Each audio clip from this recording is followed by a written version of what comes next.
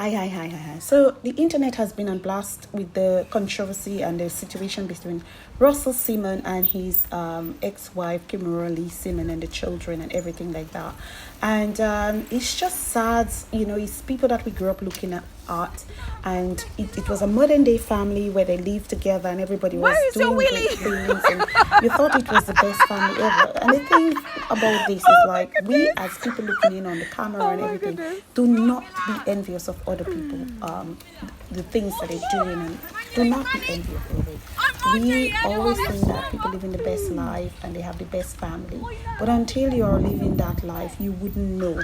And another thing I'll say, she was able to Why are send you her children to willy? school and mind her children. Just look at all the videos. But when he did this, it was around just before finals and graduation. It was some months ago, just before finals and graduation. And he did it without telling the kids or talking to the kids or anything.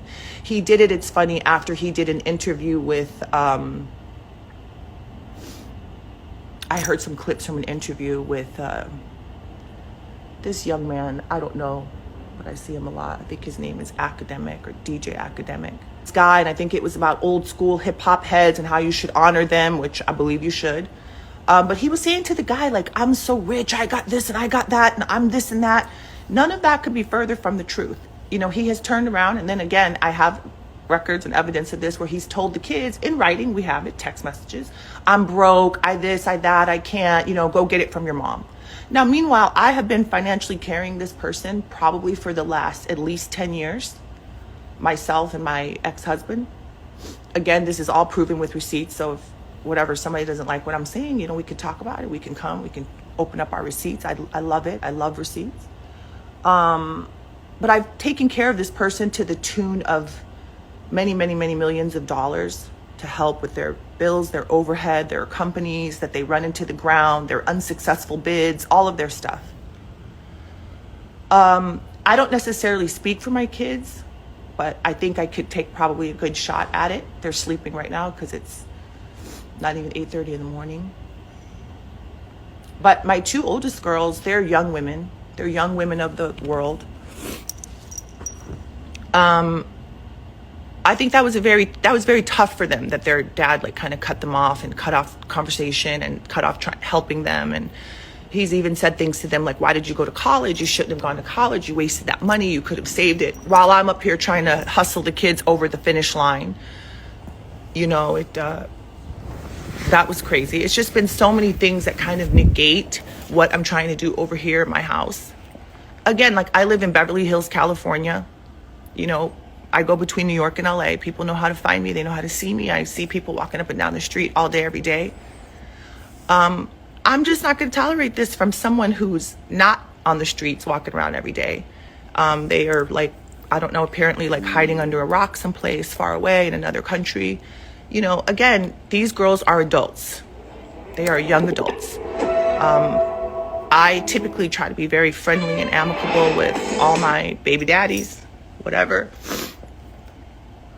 But I think it comes a time when you guys have to ask yourself, why are these women, young women, not supportive or not really trying to hear that? Or what have they gone through? What have they seen that they,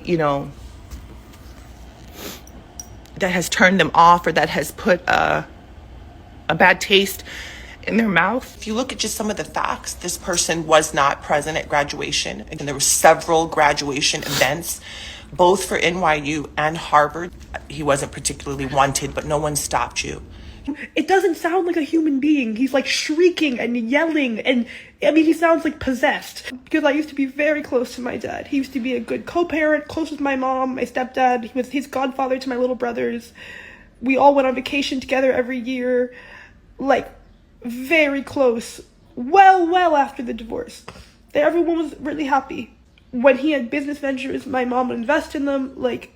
Good friends. He'd come stay with us. We'd come stay there. We'd, all the time. Everyone together.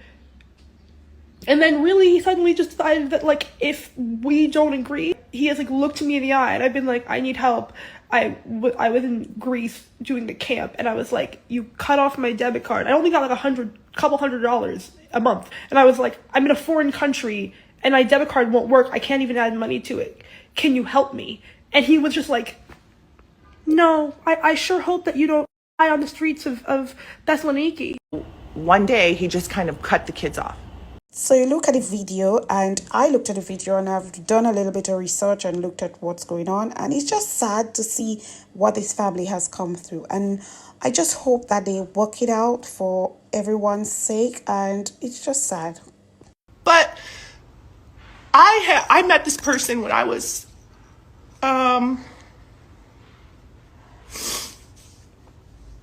in high school in St. Louis, Missouri.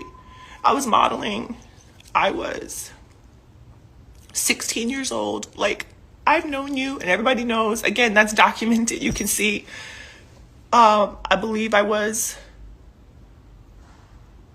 maybe a sophomore. I know it was before junior prom and senior prom, because I went to both of those proms alone with my friends when I was dating them. So it was definitely long before junior and senior prom. I think it was around sophomore year of high school. And again, everybody knows this in my life. You know, I was walking around, they see me.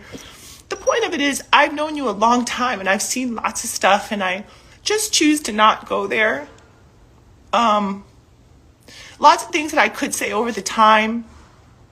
You know, I'm typically the one that he and others would call to have their back, right? I'm the one that they would call to solidify everything, to validate everything. If you always look, whenever they get into trouble, they always want to hop up on the live and do a half screen with me. Again, this was years ago, because we don't speak now. But, you know, I'm always the one that kind of puts out the fire. I'm also the one that always runs to the defense of all my friends. So if you see any other women, certainly women that I've come up with, certainly women that are mothers of my other of my kids that I love, I come to their defense. So if they're down and out or something's wrong, yeah, you're always going to see Kimora, big mouth me, running up to the gate, running up. How I feel, what I think.